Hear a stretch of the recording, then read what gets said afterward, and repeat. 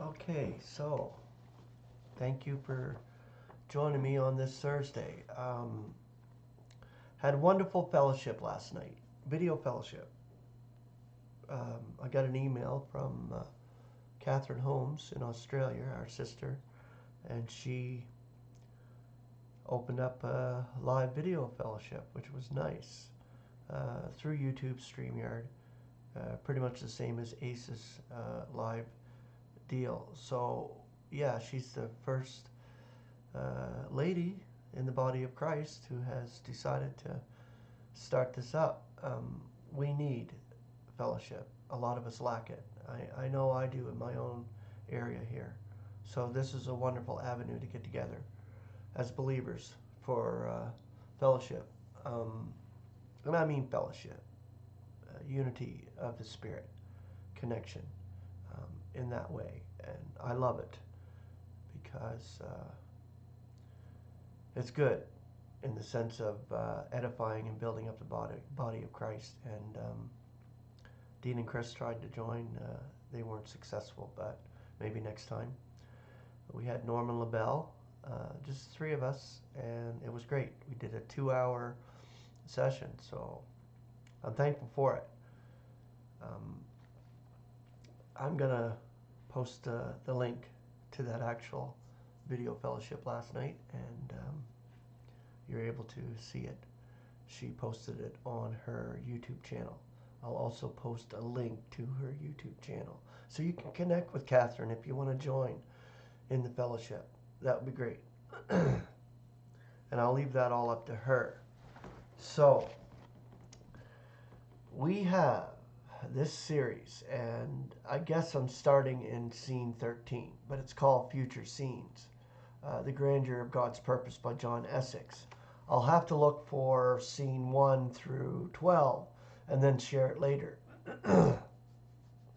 But for now, we'll start with the Millennium scene, which is scene 13. So the scene is one of great happiness. So that future 1,000 years that's coming swiftly. People are going about their business undisturbed. There seems to be an air of prosperity and calm. One does not hear of any wars taking place or any massive acts of violence. No one seems to be afraid. There is much traffic between the leading cities of the world and Jerusalem, which has become the world capital at that time, and all nations send their representatives there. The law goes forth from Zion, and the word of the Lord from Jerusalem. Yes, following his own unveiling, Christ has set up his kingdom, and he is ruling from his capital city. Israel has taken up the kingly and priestly roles allotted to her at Sinai, and he officiates with Christ in this dual capacity. For Christ is the kingly priest, according to the order of Melchizedek. This priest does not accept sacrifices for sin has been dealt with once and to a finality at Golgotha. But he accepts offerings from the people, as did Melchizedek from Abram. And he blesses the people accordingly with kingly blessings. Christ is the King of peace, and his rule is a righteous one, the first completely righteous rule in history. Yet it is not a soft rule. He rules with a rod of iron, an iron club. The evildoers must swiftly toe the line, and this is where the weakness lies. Not in the rule itself, and certainly not in Christ, but in the inherent soulish nature of the old humanity. Wantonness of everything in the flesh. The flesh is dead in the new humanity, which is Christ, which though technically destroyed at the cross, the old humanity still remains with mankind until they come to accept the deliverance provided by the cross and become a new creation in Christ. This they will not do during the millennial reign. For as soon as the rule is lifted and Satan is released for a time, he is able to enlist vast numbers of Earth's inhabitants in a final rebellion. This is described for us in Revelation 20:7-9.